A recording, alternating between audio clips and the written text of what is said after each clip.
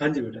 So last time हम बात कर रहे थे कि हमारे पास एक्सट्रीम सिंगल पार्टिकल मॉडल है, उसके रिगार्डिंग हम मैजिक नंबर को एक्सप्लेन करने की बात कर रहे थे। उसमें हमने यूज किया था इनफाइनाइट स्केयर वेल पोटेंशियल, जिसके रिगार्डिंग ऑन द स्क्रीन आपके पास डाटा अवेलेबल है, और जो उसके रिजल्ट आए थे, it was able to explain only two quantum numbers, two magic numbers, that was 2 and 8. These are the number of particles in the shells में, मतलब कि एक शेल क्लोज होने पे आपके पास कितने पार्टिकल होंगे। सो आप ये एक्सप्लेन कर पा रहे हैं only 2 and 8, 18 is not a magic number and 34 is not a magic number, 20 भी एक्सप्लेन कर पा रहा है, लेकिन ये प्रॉपर एक्सप्लेनेशन नहीं है। इसको ऐसे नहीं ले सकते कि एक को उठा लिया, एक नंबर को चूज कर लिया, दूसरे को छोड़ दिया, ऐसे हम नहीं कर सकते। It should be able to explain all the magic numbers, जो कि यहाँ पे नहीं है। सो हो सकता है हमारी जो प्रॉब्लम है, चाहे जो हमने पोटेंशियल यूज किया है, that is infinite square well potential, उसकी वजह से हो, तो हम इसके लिए डिफरेंट पोटेंशियल ट्राई कर सकते हैं। That is second potential that we can try is harmonic oscillator potential, that is beautiful problem. So let us solve the Schrodinger wave equation using the three-dimensional harmonic potential defined by the equations. So जो हमारा harmonic oscillator potential है उसको हम use कर सकते हैं। Potential कैसा रहता है, that is given by half M omega square and x square के रिगार्डिंग इसकी पोटेंशियल एनर्जी रहती है। तो इसमें लिखा हुआ है थ्री डायमेंशनल है, तो it will be half M omega square into r square रहेगा। आर स्क्वायर को हम लिख सकते हैं x square plus y square plus z square की टर्म में। तो ये आपकी पोटेंशियल की डेप्थ है, minus u of u not लिखा हुआ है बेटा, तो ये आपकी पोटेंशियल की डेप्थ है, एंड जो इसकी वेरिएशन रहेगी पोटेंशियल की, that will be half M omega square r square के रिगार्डिंग रहेगी आपकी स्क्रीन पे। इसका ग्राफ ऑलरेडी बना हुआ है, तो मतलब ये पोटेंशियल ऐसा बिहेव करेगा। लेकिन जो आज की डेट में रियलिस्टिक पोटेंशियल है, that is given by Woods Saxon potential, उसको आप गूगल पे देख भी सकते हैं वुड्स सेक्शन पोटेंशियल कैसा रहेगा। एम के पॉल की बुक में काफी सारी इंट्रोडक्शन दे रखी है, काफी सारा लिटरेचर दे रखा है इसके रिगार्डिंग, हार्मोनिक ऑसिलेटर पोटेंशियल कैसे बिहेव करता है, या फिर आपके पास इनफाइनाइट स्केयर वेल पोटेंशियल या फिर वुड्स सेक्शन पोटेंशियल, काफी तरह की ऑसिलेटर जैसे युकावा पोटेंशियल भी होता है बेटा, उसके रिगार्डिंग भी काफी सारी जो ग्राफ्स हैं या उसकी एक्सप्लेनेशन है वो प्रोवाइड की हुई है, एम के पॉल की बुक उठा के देख सकते हैं। सो इसको यूज करने के लिए हमने क्या किया, श्रोडिंगर वेव इक्वेशन में आपके जो पोटेंशियल है, पोटेंशियल में आपका हार्मोनिक ऑसिलेटर पोटेंशियल को इंट्रोड्यूस किया है। सो इसके रिगार्डिंग हमारे पास तीन इक्वेशंस बनेंगी अगर वेरिएबल सेपरेशन करेंगे, तो d2 psi by dx square plus 2m by h cross square, e minus v होता है बेटा, माइनस बी के कॉरेस्पॉन्डिंग माइनस माइनस प्लस हो जाएगा, यू नॉट आएगा, and minus one half M omega square X square आ जाएगा। तो ये एक्स वेरिएबल हो गया। Y variable and Z variable के लिए भी आपके पास सिमिलर सी इक्वेशन बनेंगे। तो श्रोडिंगर वेव इक्वेशन है जिसको हमने time independent Schrodinger wave equation, उसको हमने सॉल्व करने की बात की है। तो तीनों के कॉरेस्पॉन्डिंग आपके पास एनर्जी आइगन वैल्यूज आएंगी, that will B E1, E2 and E3 के रिगार्डिंग आएगा। सो साई 1, साई 2 एंड साई 3 इसको लिख सकते हैं, या फिर Sai x, Sai y and Sai z लिख सकते हैं। So then the total energy of the quantum state is given by, so total energy क्या रहेगी, तीनों का सम रहेगी, because आपके पास थ्री डायमेंशंस है तो तीनों की अलग इंडिपेंडेंट डिग्रीज ऑफ फ्रीडम है। तो E1 plus E2 plus E3 आपके पास रिजल्ट आ जाएंगे। So E1 will be equal to h cross omega n1 plus 1 half and minus u naught divided by 3। हाँ जी बेटा, okay. So you not divided by 3 आपके पास दे रखा है बेटा, बिकॉज आपके पास पोटेंशियल एनर्जी है, पोटेंशियल डेप्थ है, तो 3 में डिवाइड होगी, बिकॉज आपने 3 कोऑर्डिनेट्स चूज किए हैं, तो उसके रिगार्डिंग अगर टोटल सम करेंगे तो यू नॉट आ जाएगा, इसीलिए इसको 3 से डिवाइड किया गया है। तो ये वाला पार्ट आपका स्टैंडर्ड ही है, n+1/2 h क्रॉस ओमेगा वाला, ये आपको आपने पढ़ा ही हुआ है बेटा, हार्मोनिक ऑसिलेटर की कॉरेस्पॉन्डिंग एनर्जी आइगन वैल्यूज जो होती है, तो उसके रिगार्डिंग आपके पास सम आ जाएगा। तो टोटल एनर्जी जो है n1 plus n2 plus n3, ये आपका ऑसिलेटर क्वांटम नंबर लिखा जाएगा capital N, h cross omega as such 3 half h cross omega as such आ जाएगा बेटा। इसको आप n+3 half h cross omega minus u naught के कॉरेस्पॉन्डिंग भी लिख सकते हैं। तो एनर्जी आइगन वैल्यूज यहाँ पे आपके पास आ जाती हैं बेटा। तो वेव फंक्शन कैसे रहेंगे बेटा, वेव फंक्शन आपके पास हार्माइट पॉलिनोमियल के कॉरेस्पॉन्डिंग आएंगे। ज्यादा डिटेल में मैं नहीं जाता बेटा, हार्मोनिक ऑसिलेटर प्रॉब्लम आपने पीएससी में क्वांटम मैकेनिक्स में ढंग से पढ़ी हुई है। श्रोडिंगर वेव इक्वेशन के जब सॉल्यूशन करते हैं तो वहां पे भी हार्मोनिक ऑसिलेटर प्रॉब्लम आती है। अगर NET का एग्जाम आ जाता है बेटा, नेट के एग्जाम में भी आपके पास जो न्यूमेरिकल वगैरह आते हैं तो वहां पे भी ये वाला फैक्टर आता है हार्मोनिक ऑसिलेटर पोटेंशियल के रिगार्डिंग।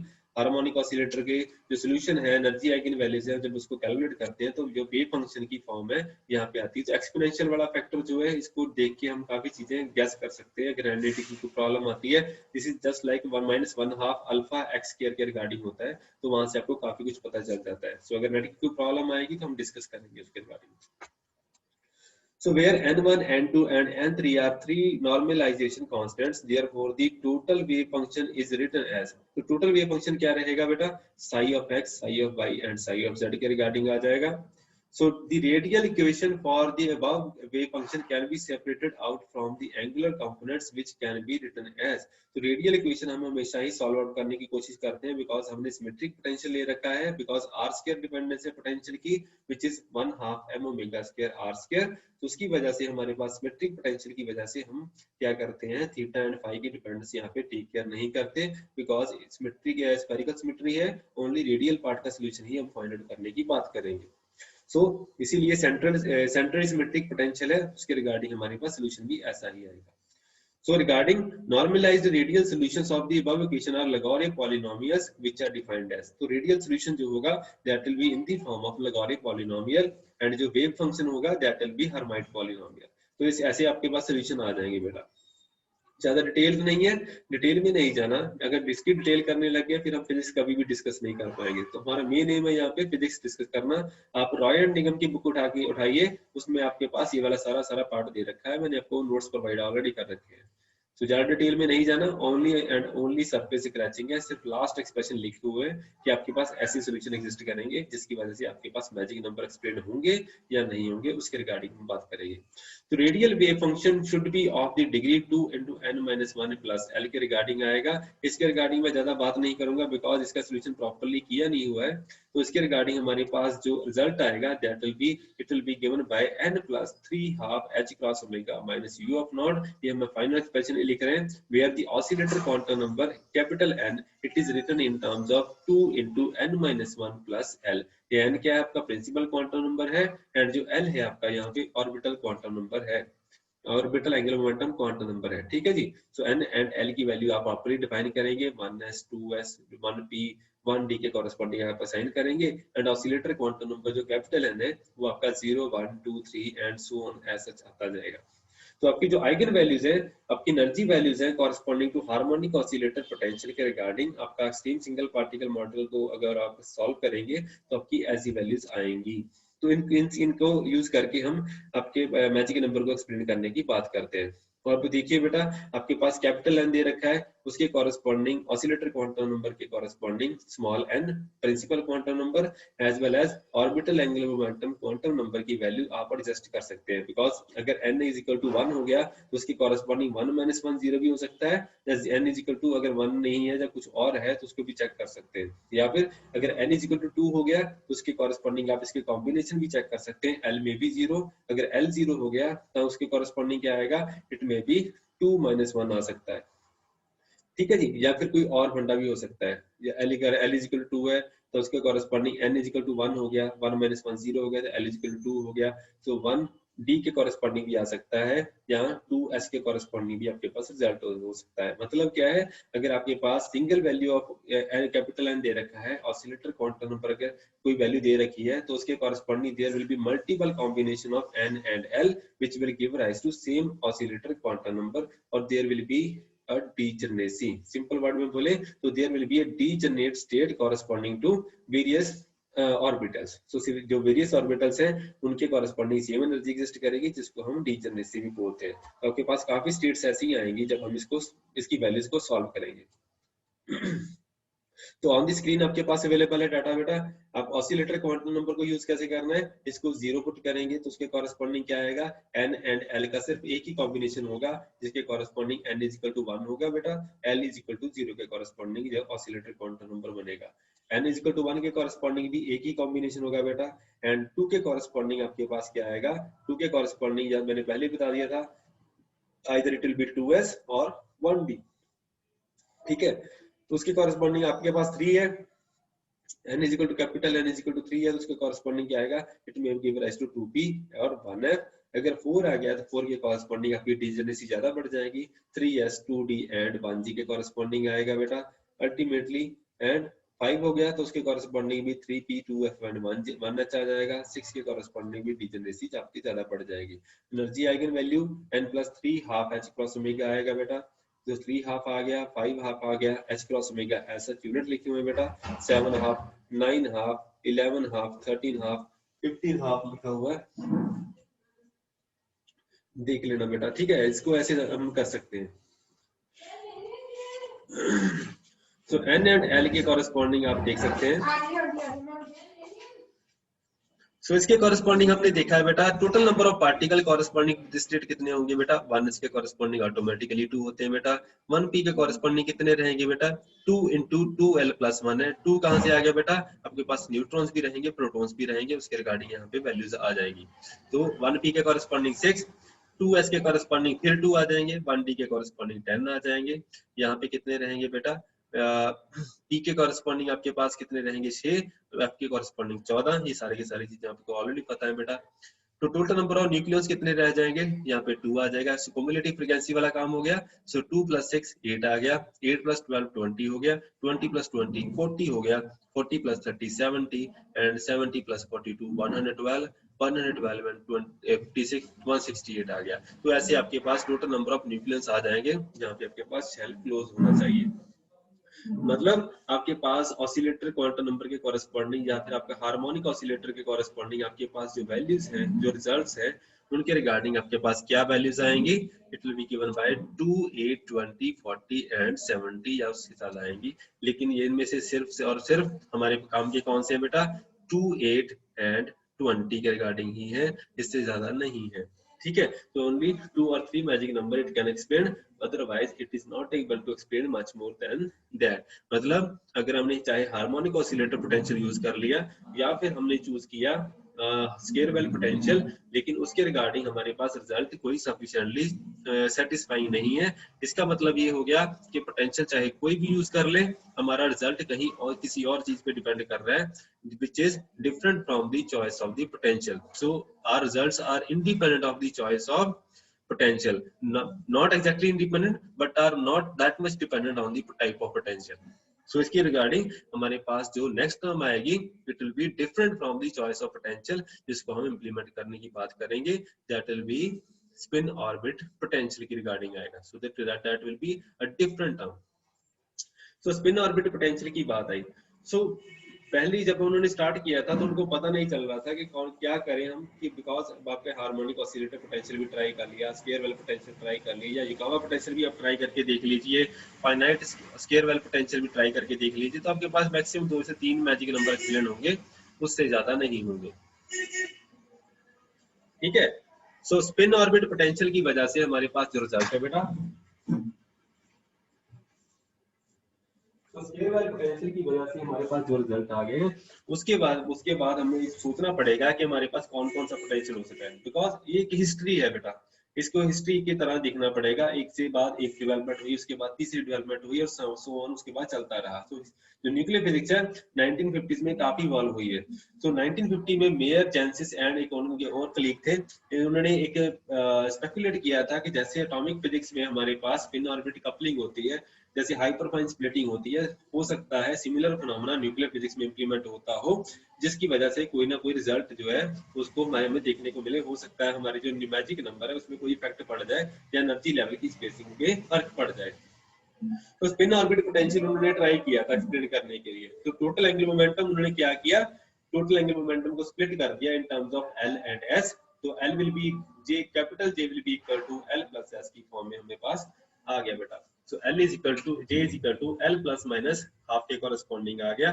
तो स्पिन क्वांटम नंबर क्या होगा, whether it will be plus half और it may be minus half, and j is equal to L plus s के कॉरेस्पॉन्डिंग आपके पास रिजल्ट आ गया। The inclusion of the spin orbit potential results in the splitting of total angular momentum J as given by these values. So radial part of the spin orbit potential is defined by the term. So इसका potential कैसा रहेगा इसको हम देख सकते हैं बेटा। इसमें क्या रहेगा, ये आपका स्पेशल फंक्शन है, इसकी डिपेंडेंस हमें देखनी पड़ेगी कैसे है कैसे नहीं, ये थोड़ा कॉम्प्लेक्स नेचर है। लेकिन जो स्पिन ऑर्बिट पोटेंशियल की टर्म है उसके स्पिन ऑर्बिट इंटरेक्शन है, जैसे न्यूक्लियन आपके स्पिन और वेरियस ऑर्बिट्स में घूमेंगे, जैसे एस हो गया, पी हो गया या डी हो गया, उसके कॉरेस्पॉन्डिंग उसके अपने एक्सिस के अराउंड भी घूमेंगे, जस्ट लाइक इलेक्ट्रॉन। जो एनालॉजी इलेक्ट्रॉन की है उसी को हम यहाँ पे इंप्लीमेंट करने की बात कर रहे हैं। सो एल डॉट एस की टर्म हमने यहाँ पे इंट्रोड्यूस की है with the negative sign. So L is the orbital angular momentum and S is the intrinsic spin angular momentum of the nucleon.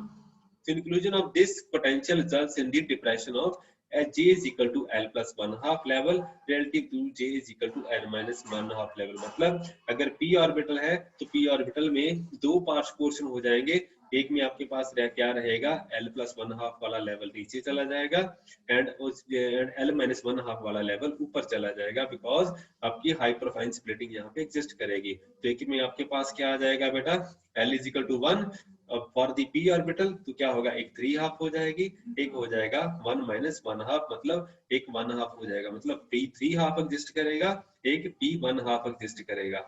And अब यहाँ पे क्या होगा, जो लेवल होगा p 3/2 वाला वो नीचे आएगा, उसकी एनर्जी लोअर हो जाएगी एज कम्पेयर टू p 1/2 के रिगार्डिंग। तो ये थोड़े थोड़े चीजें मैं आपको ऑलरेडी बता रहा हूँ, इसके रिगार्डिंग आपको नेट के एग्जाम में बेटा क्वेश्चन आता ही आता है। जैसे आपको पूछा जाता है कि एक्सप्लेन दी ग्राउंड स्टेट, या इसके रिगार्डिंग कुछ भी है, ग्राउंड स्टेट के रिगार्डिंग कोई भी अगर फंडा है या कोई भी आपके पास ग्राउंड स्पिन पैरिटी अगर एक्सप्लेन करनी है तो उसको हम सोच के कर सकते हैं।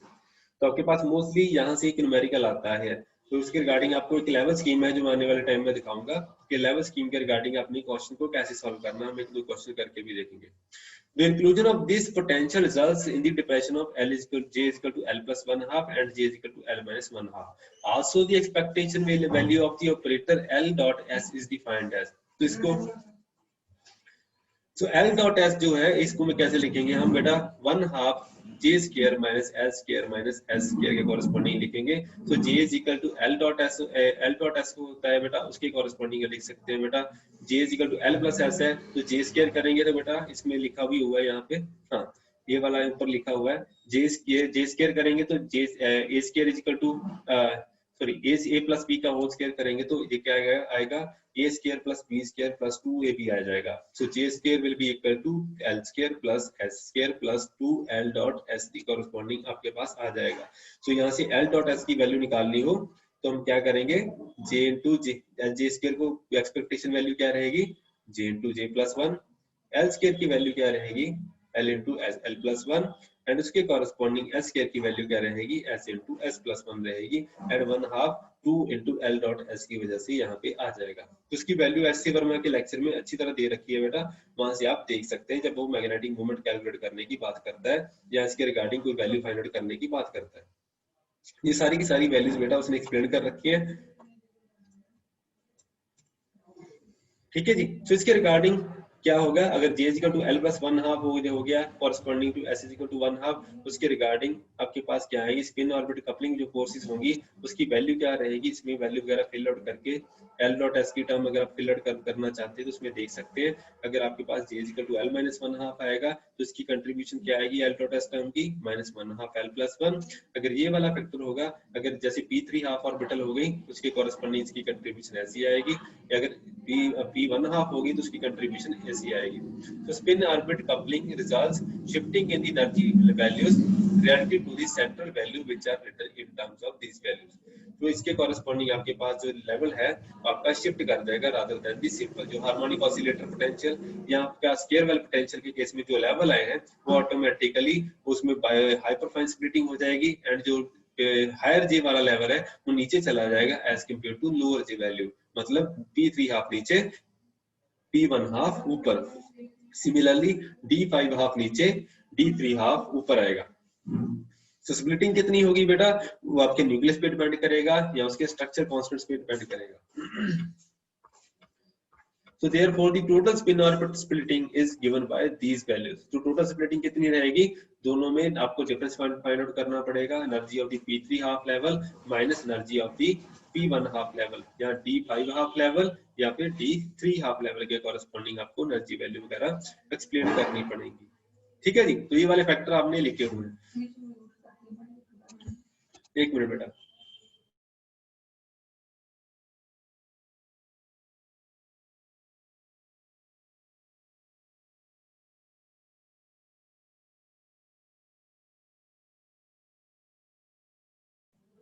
So spin orbit interaction splits each of the higher single particle level 1g, 1h, 1I, so that the level corresponding to j is equal to L plus 1 is loaded into this band corresponding to the oscillator level and band below. इसका मतलब मैं आने वाले time में समझाऊंगा कि इसका मतलब ये है कि अगर आपके पास स्प्लिटिंग जो हो रही है, स्प्लिटिंग की वजह से जो हायर लाइंग लेवल है जैसे 1g हो गया, 1h हो गया या 1I हो गया, उसका जो लोअर जो उसका हाइपरफाइन स्प्लिटिंग की वजह से जैसे B3 हाफ था, जैसे यहाँ पे क्या होगा G9 हाफ वाला लेवल होगा, तो G9 हाफ वाला लेवल जो है वो इतना नीचे आ जाएगा कि वो नीचे वाले बैंड का पार्ट बन जाएगा रादर देन G9 हाफ वाला बैंड। तो G9 हाफ का 7/2 होगा, वो ऊपर लाई करेगा, लेकिन जो G9 हाफ वाला पार्ट है वो उस बैंड का पार्ट नहीं रहेगा, वो नीचे वाले पार्ट का नीचे वाले बैंड का पार्ट बन जाएगा, मतलब just like valence band. Conduction band के इलेक्ट्रॉन जैसे वैलेंस बैंड में कॉरेस्पॉन्ड करने लग जाएंगे, तो ऐसा हो जाएगा, तो नीचे वाले पार्ट में वो कॉरेस्पॉन्ड करेंगे, नीचे वाले बैंड का हिस्सा बन जाएंगे। तो similarly H11 half H9 half वाले केस में भी ऐसा ही रहेगा। H11 हाफ वाला जो ऑर्बिटल है वो नीचे आ जाएगा काफी ज्यादा, एंड H11 हाफ के कॉरेस्पॉन्डिंग जो बैंड है वो आपके मैजिक नंबर को कुछ अलग ही बना देगा, उसको हम देखेंगे। तो इसके रिगार्डिंग आपके pass on the screen data available है। तो यार ये वाली जो लेवल स्कीम है ये आपको थोड़ी सी रिमेंबर रखनी पड़ेगी, मैं आने वाले टाइम में भी समझाऊंगा कैसा है कैसा नहीं करना है इसको। ये देखिए बेटा, सो पहले क्या था आपके पास, before the splitting 1s orbital थी, उसके कॉरेस्पॉन्डिंग L+1 हाफ आपके पास आ गया, इसके कॉरेस्पॉन्डिंग क्या रहा बेटा, L+1 हाफ के कॉरेस्पॉन्डिंग आपके पास आ गया 1s 1/2। एक मिनट बेटा,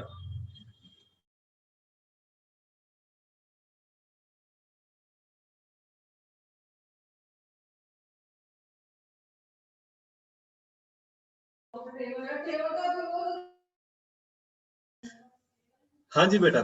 सो S1 हाफ बन जाएगा 1s के कॉरेस्पॉन्डिंग, बिकॉज इसकी स्प्लिटिंग नहीं होगी उसके, बिकॉज जो स्प्लिटिंग होती है L के कॉरेस्पॉन्डिंग होती है। 1p ऑर्बिटल जो है उसके कॉरेस्पॉन्डिंग 1p 3/2 बनेगा, 1p 1/2 बनेगा, मैंने पहले ही बता दिया था बेटा। L+1 हाफ नीचे, L-1 हाफ ऊपर आएगा। तो ये स्प्लिटिंग है वो जैसे जैसे आपकी ऑर्बिटल बड़ी होती जाएगी उसकी स्प्लिटिंग उतनी ही ज्यादा होती जाएगी, ठीक है।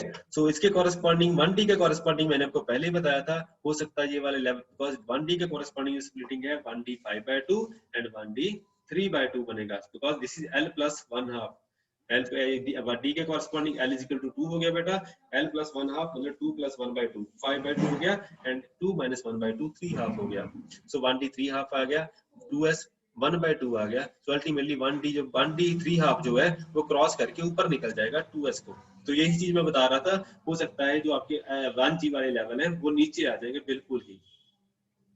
तो ये सी वाला 1g वाला लेवल आ गया। सो ये वाला 1g वाला लेवल जो है ये अपर पार्ट को कॉरेस्पॉन्ड नहीं करेगा, ये नीचे वाले बैंड का हिस्सा बन जाएगा, 3h क्रॉस ओमेगा वाले बैंड के पास आ जाएगा।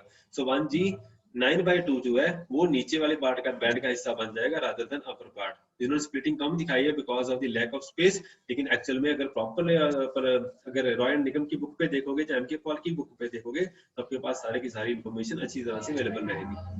तो 1f जो लेवल है बेटा 1f 7/2 ऐसा रहेगा, 1f 5/2 जो है वो ऊपर निकल जाएगा, ठीक है जी। सो 1f 7/2 के और 5/2 की स्प्लिटिंग ज्यादा रहेगी। सो 2p जो है 2p 3/2 2p 1/2 के कॉरेस्पॉन्डिंग आएगा, एंड 2d जो है 2d 5/2 3/2 3s हो गया, या 1h हो गया, 1h 11 हाफ जो वाला पार्ट जो है वो नीचे वाले बैंड का पार्ट बन जाएगा रादर देन दिस 1h, ये नीचे आ जाएगा काफी ज्यादा। तो उसको कॉरेस्पॉन्डिंग आप इनको ट्रेस आउट करके देखिए। 2 के 1s 1/2 में कितने आएंगे बेटा, 2 पार्टिकल आ जाएंगे। 1p में कितने आएंगे बेटा, 8 पार्टिकल आ जाएंगे, बिकॉज 2j+1। सो 2j+1 के कॉरेस्पॉन्डिंग आपके पास रिजल्ट आएगा, ठीक है जी। सो 2j+1 इसको चेक कर सकते हैं बेटा, 3 + 1 ये कितना आ जाएगा 4 ये कितना आ जाएगा उसके कॉरेस्पॉन्डिंग 2 आ जाएगा ये, ठीक है जी। 2j+1 इसको लिख सकते हैं बेटा, 2j+1 कितना हो गया, 2 × 2 कैंसिल हो गया, 1 + 1 2 हो गया आपके पास, 4 + 2 कितना हो गया बेटा 6, उसके कॉरेस्पॉन्डिंग आपके पास पार्टिकल बन गए। 6 और 2 कितने हो गए बेटा 8 हो गए आपके पास, ठीक है जी। सो 2j+1 आ गया, इसके कॉरेस्पॉन्डिंग 6 इसमें आ गए, इसमें 2 आ गए, इसमें 4 आ गए, 6 2 8 और 4 12, 12 और 8 भी कितने हो गए बेटा 20। सिमिलरली ऊपर वालों के लिए आप कर सकते हैं 2J+1 का रूल हमेशा याद रखिएगा।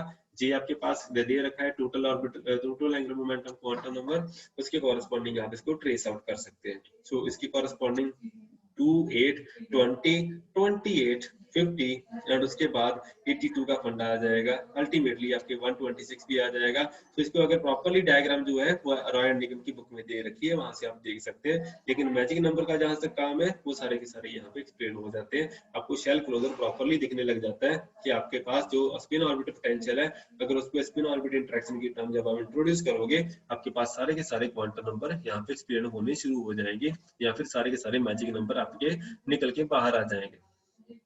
ठीक है, तो eat potatoes a pock is bad, ये आपका सिंपल सा नंबर है, नाम लिखा हुआ है, इसको ऐसे रिमेंबर कर सकते हैं, या कोई और वे है आपके पास, उसको भी इंप्लीमेंट करके आप देख सकते हैं। So it is clear from the above diagram that effect of the spin orbit coupling on the level scheme is intermediate between the square as well as harmonic oscillator potential, so that shell closure takes at the magic number। so जहां पे magic number है सारे के सारे वहां पे explain हो जाते हैं। ठीक है बेटा, सो आज के लिए लेक्चर के लिए इतना ही बहुत है। कल मैं एक हो सकता है 1-2 न्यूमेरिकल भी आपको करवाऊंगा NET एग्जाम के लिए। उसके बाद जो शेल मॉडल है वहां पे उसकी प्रेडिक्शंस वगैरह भी हम देखेंगे, कैसा होता है कैसा नहीं है, क्या क्या ये वाला एक्सप्लेन कर सकता है क्या नहीं कर सकता, या मैग्नेटिक मूवमेंट का जो कंसेप्ट है उसको भी हम करने की बात करेंगे। तो नेट एग्जाम के रिगार्डिंग 1-2 न्यूमेरिकल हम ट्राई करेंगे जितना हो सकेगा। सो मंडे को मिलते हैं बेटा, thank you very much, see you next time. अगर कोई डाउट है या क्वेश्चन है तो बताइए।